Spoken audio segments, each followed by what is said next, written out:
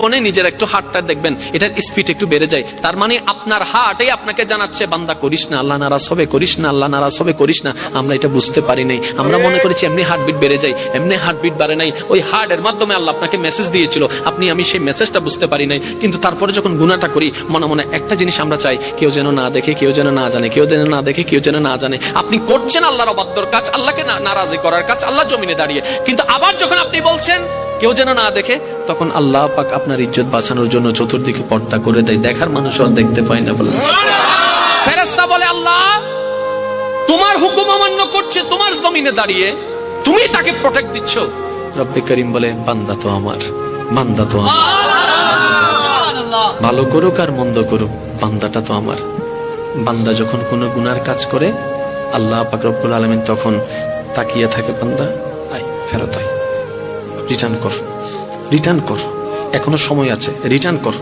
বান্দা যখন করে ফেলে, তখন আল্লাহ পাক বলে যে এবার রিটার্ন করে তওবা কর, এবার রিটার্ন করে তওবা কর। করে ফেলেছো তো করে ফেলেছো গুনাহ, কিন্তু তুমি যদি মন থেকে একবার তওবা করে বলো যে মাওলা ভুল করেছি, মাফ করে দাও, আমি আল্লাহ ইয়াগফিরুজ যুনুবা জামিয়া। আমরা আসলে রব চিনতে পারি নাই। ওই রব, ওই মায়ার রব, ওই মমতার রব, ওই ভালোবাসার রবকে চেনানোর জন্যই নবী রাহমাতুল লিল আলামিন দুনিয়াতে তাশরীফ এনেছিলেন। সুবহানাল্লাহ। মনে রাখবেন ভাইয়েরা, নবী সাবজেক্টটা তর্কের বিষয় নয়, কোরআন সাবজেক্টটা তর্কের বিষয় নয়, এটা অনুভবের বিষয়, এটা গবেষণার বিষয়, ঠিক না বেঠিক? এবার আমি শুধু আপনাদেরকে একদম শর্টকাট একটা নলেজ দেওয়ার চেষ্টা করব, যদি আমার মুনিব আমাকে দয়া করেন। মানব জাতি, মুসলিম জাতির জন্য গাইডলাইন হচ্ছে কোরআন। গাইডলাইন, জোরে বলতে হবে, গাইডলাইন।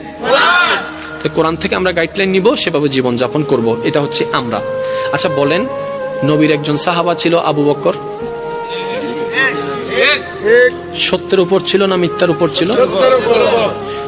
আপনার আমার নবীর উপর কোরআন নাজিল শুরু হয়েছেন তখন নবীজির বয়স মোবারক কত? 40। কত?